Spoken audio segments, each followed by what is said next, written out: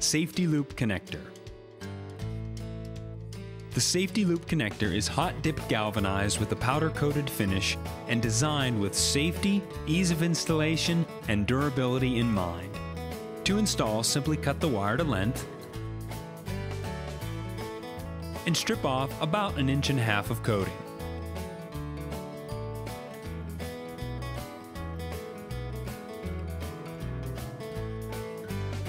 Next, slip the connector over the wire just beyond the post.